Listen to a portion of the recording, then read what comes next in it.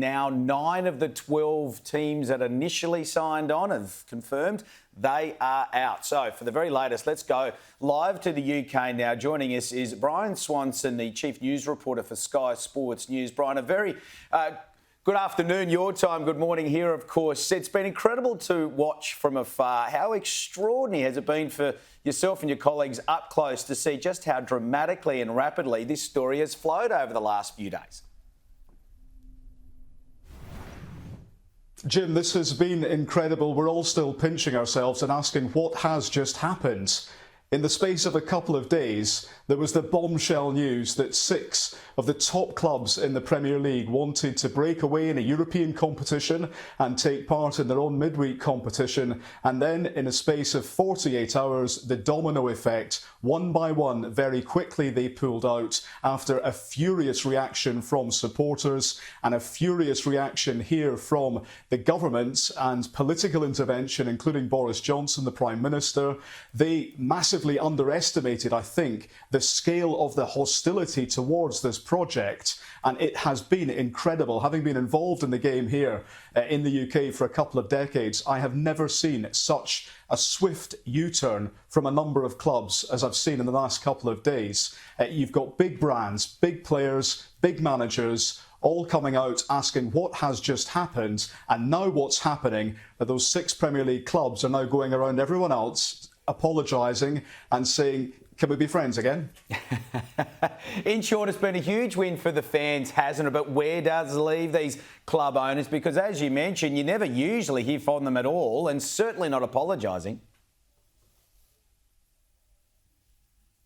I think that's been the most telling thing, Jim, in the last couple of hours in particular. We've had an apology and we've had a statement from Joel Glazer at Manchester United, someone who we really don't hear that much of at all. We had a video statement from John Henry at Liverpool at the start of the day, and really what they are going into the clubs now is damage limitation. This has been a PR nightmare for them. It has been a shambles, a fiasco from start to finish, and what they're now doing is they're saying to the clubs, they're saying to the fans involved, we have listened to you. Of course, the big question that everyone is asking is, why didn't you ask the supporters? Why didn't you ask people before you entered into this? Because that seems to have been what's been the catalyst here, is that they made their big declaration along with the other big clubs in Europe on Sunday night, and then they sat back, and what we just saw was statement after statement from FIFA, from UEFA, world football leaders coming out condemning it, criticising, and then threatening the players, saying, do you want to play in a World Cup? Do you want to play in a European Championship? Because if you do,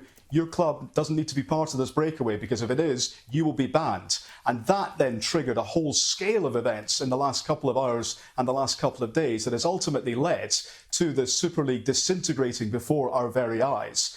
Clearly, the clubs felt that this was initially a good idea. They felt that they were going to commit 10 billion euros into the game over a 23-year commitment period. They had the backing of JP Morgan. They had big hitters behind them. But what they didn't have was the support at the grassroots level. They didn't have the support of any of their own fan base. And when we saw the scenes at Stamford Bridge at Chelsea, fans protesting outside, we've seen it outside Tottenham a couple of hours ago, that's when those clubs realised and knew for sure that this was a complete non-starter. Bryan, just very briefly, the battle, yes, emphatically won. Does the war continue? Because the very issues that club owners had before all this, you'd have to say, still remain, and especially about how they think the game is governed.